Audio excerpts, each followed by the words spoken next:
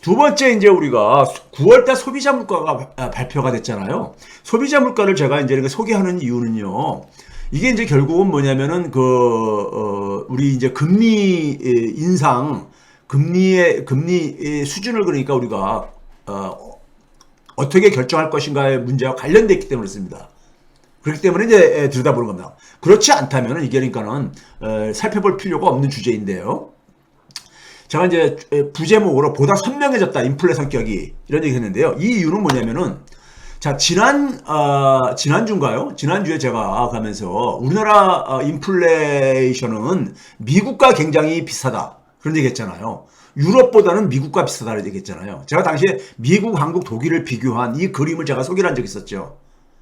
여기 보시게 되면 파란색 막대기는 에너지가 그러니까는 소비자 물가에서 그러니까는 기여한 정도. 주황색 막대기는 그러니까는 서비스가 기여한 정도를 이렇게 해놓은 겁니다. 근데 미국과 한국이라는 나라는 좀 비슷하죠. 에너지가 그러니까는 인플레이션에 기여하는 정도가 한 24% 정도로 서로가 비슷한 반면에 서비스는 그러니까는 한 40% 안팎으로 그러니까 이것도 비슷하잖아요. 근데 유럽의 대표적인 국가인 독일 같은 경우는 에너지가 대부분을 차지하고 있다 이겁니다. 에너지가 거의 절반 정도를 그러니까 인플레이션 이 물가 상승률에 그러니까는 결정을 하고 있다 이 얘기입니다. 여전히요. 그런 점에서 에너지는 결국 어디서 비롯되어지는 거냐? 이건 우크라이나 전쟁이라든가 이런 거잖아요. 공급망 교란이라든가 이런 데서 생긴 거잖아요. 공급측 측면이죠. 근데 서비스는 이건 수요측 측면입니다. 그러니까 미국과 한국도 에너지로 출발은 했지만은 인플레이션이 에너지로 출발했지만은 이게 이제 그러니까 번진 거죠. 초기에는 그러니까 우리가 공급측 측면에서 이게 그러니까 인플레이션이 발생한 겁니다. 근데 이제 이게 조기에 해결이 안 되면서 조기에 해결이 됐으면은 이게 서비스 부분으로 확산이 안 됐을 거예요. 안 됐을 겁니다. 조기에 그러니까 한두 달 만에 해결이 됐다면은요. 우크라이나 전쟁이 종식이 되고 석유 가격이 그러니까 안정이 됐다면은 이게 확산이 안 됐을 거예요. 예? 다른 쪽으로 물가 상승이 확산이 안 됐을 거라고요. 근데 이게 장기화되어지면서 내수 부분으로 확산된 거죠. 다른 분야들로요. 서비스는 내수 분야입니다. 내수 분야는 결국 뭐냐면 이건 수요측 측면인 거예요. 인플레이션은 공급측 측면과 수요측 측면이 있는데 이 서비스 요인은 그러니까 수요측 측면으로 인플레이션이 불길이 번졌다는 얘기인 겁니다. 미국과 우리나라 같은 경우는요. 우리가 이제 인플레이션에 대한 처방을 얘기할 때 초창기에 공급측 요인에 의해 발생한 인플레이션은 처방이 굉장히 힘듭니다. 처방이 힘들어요. 우리가 인플레이션은 일반적으로 그러니까 우리가 화폐 가치의 하락을 의미하는 거기 때문에 화폐를 그러니까 회수하면 되는 거예요. 그래서 금리를 높이는 걸로 되게 접근을 합니다. 근데 그거는 뭐냐면 수요측 요인입니다. 수요측 요인. 그러니까 돈을 많이 풀게 되면은 그게 결국은 뭐냐면 수요를 자극하거든요. 소비를 자극한단 말이에요. 그렇기 때문에 거기서 생긴 수요 측에서 생긴 물가 상승은 기본적으로 그러니까 우리가 이 돈을 그러니까 돈 통화량을 조절을 해가지고 이 문제를 접근을 하는 것이 교과서적인 하나의 방식입니다. 그런데 공급 측은 그걸로 안 되죠요. 공급 측은 그러니까 우리가 기본적으로 뭐 전쟁이라든가 아니면 우리가 이번에 겪었던 것은 전쟁에 의해서 생긴 거죠.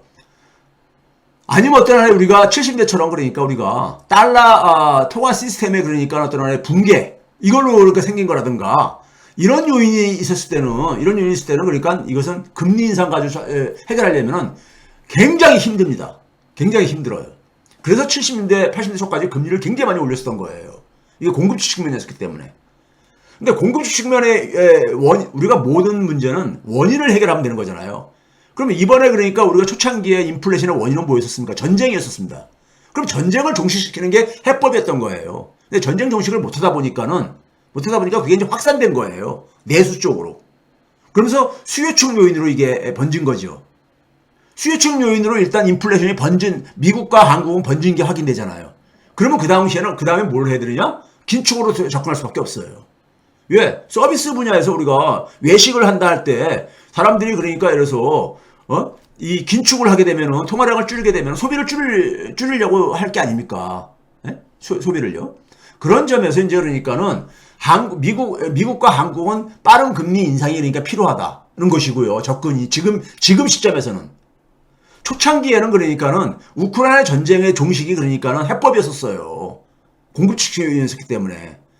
근데 유럽은 여전히 뭐냐면은 이게 에너지 문제가 관다는 얘기는 소위 말해서 그러니까 러시아하고 지금 러시아가 가스 그러니까 공급 중단이라든가 이런 걸로 직접적인 피해를 가장 많이 입는 지역이 독일을 비롯해서 유럽 국가들이잖아요. 그러다 보니까 에너지가 여전히 중요한 요인으로 작용하고 있는 것이고 공급적 요인으로요 작용하고 있는 것이고. 자, 근데 우리가 9월 달에 우리나라가 제일 먼저 그러니까 소비자 물가가 발표가 됐는데요. 9월 달에 5.6%. 저는 이제 그러니까 두 자릿수까지 그대로 다 소개를 해가지고 5.58%가 발표됐습니다. 근데 이거 언론들에서 이걸 가볍게 취급하는데 기자들이 무식하거나 아니면은 이 문제를 그러니까는 외면함으로써 이것의 심각성을 그러니까는 은폐시키고 있는 겁니다. 8월 달에 5.71% 했었거든요. 8월 달에요. 8월 달에 5.71%나 9월 달에 5.58%나 봤을 때요. 수치상으로 볼 때는 한 0.13% 정도 줄어든 거잖아요. 0.13% 정도예요. 그렇죠? 차이가. 그런데 9월 달 내용이 더 안 좋습니다. 더 안 좋아요. 첫째 뭐냐면은 중앙은행이 그러니까 통화 정책을 쓸 때 더 중요하게 보이는 물가 상승률은 근원 물가 상승률. 즉 뭐냐면은 석유라든가 농산물가처럼 어떤 하나의 이 지정학적 요인이라든가 일시적으로 단기적으로 충격에 의해서 영향을 많이 받는 이런 요인을 제외한 물가 상승률을 근원 물가 상승률이라고 합니다. 그래서 핵심 물가 상승률, 영어로는 코어라는 말을 쓰는데요. 이 상승률을 주로 참고를 합니다. 참고를 하는데 8월 달보다 더 올랐어요. 8월 달은 4.4%였는데 9월 달은 4.5%예요. 7월 달에 우리가 소비자 물가 상승률이 가장 높았었습니다. 지금까지 중에서요. 6.3%로요. 그런데 그때 그러니까는 근원 물가 상승률이 4.5%였습니다. 그러니까 여전히 그러니까 가장 높았을 때의 그 수준이라는 얘기입니다. 우리가 7월 달에 굉장히 높았을 때 그러니까는 걱정을 했었듯이 그러니까 6.3%가 나왔었죠. 6.3%요. 거기다가 이제 중요한 것은 그 밑에 부분입니다. 이 8월 달 물가 상승률과 9월 달 물가 상승률에서 중요한 부분이 이제 석유류가 그러니까 얼마나 영향을 미쳤냐 봤을 때 8월 달에는 0.9%를 미쳤습니다. 0.9%요. 근데 9월 달에는 0.75%로 0.15%포인트가 줄어든 거예요. 그러니까 석유 가격이 안정되면서 국내 그러니까는 이 소비자 물가 상승에서도 석유가 그러니까 미치는 영향이 줄어들고 있는 거예요. 이게 이제 그러니까는 최근에 이제 그러니까 우리가 오늘 나왔죠. 11월 달부터 그러니까는 오페크 플러스에서 그러니까는 감산을 결정을 하면서 200만 배럴인가요? 하루에? 이걸 이제 감산하면서 이게 어떻게 충격을 미칠지 모르겠지만은 어쨌든 간에 최근에 그러니까 많이 그러니까 유가가 그러니까 우리가 전쟁 이전 수준으로 많이 이제 내려갔었잖아요. 80달러대까지 그러니까요. 그렇죠? 그러다 보니까 이게 국내 그러니까 석유류 물가 상승률에도 그러니까는 이 완화로 나타난 겁니다. 0.9%에서 0.75%로 한 0.15%포인트가 줄어든 거예요. 그런데 서비스 물가 상승률을 봐보세요. 서비스 물가 상승률은 더 증가했습니다. 더 증가했어요. 그 얘기는 우리나라에 있어서의 그러니까 인플레이션 문제는 이제는 유가에서 떠났다는 얘기입니다. 유가에서 떠나가고 있고 서비스 쪽으로 완전히 이동해 가고 있다는 얘기인 겁니다. 서비스 쪽으로요. 서비스는 뭐라고요? 내수입니다. 내수. 국내 수요죠. 예? 국내 수요, 이건 수요 측면인 거예요. 석유는 공급 측면인 거고요. 예? 그러다 보니까는 전체 물가 상승률에서 서비스가 차지하는 비중이 40%로 올라갔어요. 그러니까 완전히 무게중심이 유가나 원자재에서 서비스로 그러니까 내수로 이동을 하고 있다는 얘기인 겁니다. 이동을 하고 있다는 얘기예요. 거기다가 지금 우리가 전기, 가스, 공공 서비스 요금도 또 인상한다잖아요. 그렇죠? 그렇죠? 공공 서비스 요금을 우리나라 같은 경우 많이 정부에서 개입을 해가지고 억제하는 이런 영역인데 이걸 이제 그러니까 그동안 억제했던 걸 이제 더 이상 그러니까는 연장할 수가 없어가지고 올린다는 거 아니에요. 그러면 서비스 물가 상승률이 이제 지배적인 이제 그러니까 요인이 될 수밖에 없습니다. 물론 11월 달에 오페크에서 이제 그러니까 우리가 감산을 하게 되면 다시 100달러대로 올라간다는 말도 이렇게 나오고 그러는데 그건 두고 봐야 되겠지만은 지금 현재 상황에서 볼 때는 서비스 쪽으로 완전히 이동을 해간 거예요. 물가 상승률에서요. 그렇다면 이 문제는 더더군다나 금리 인상으로 잡을 수밖에 없는 거예요. 금리 인상으로 잡을 수밖에 없는 겁니다. 그러니까 상반기보다 8월 달부터 9월 달이 훨씬 더 금리 인상의 필요성을 더 그러니까 지금 보여주고 있는 거예요. 금리의 빠른 인상을요. 이걸 잡으려면은요. 네? 잡으려면요.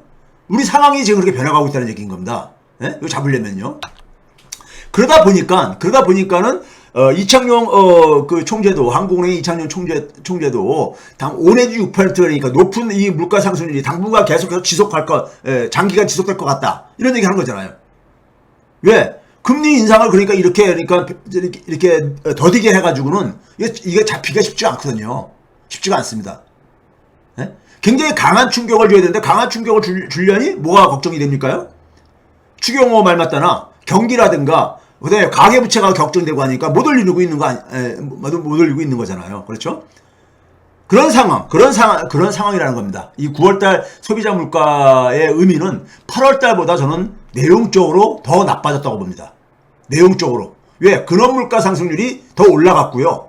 근원 물가 상승률이 더 올랐고 전월 대비로도 그러니까 올라갔습니다. 8월달엔 전월 대비가 그러니까 그 전달에 비해 가지고 떨어졌었는데 9월달엔 올라갔어요.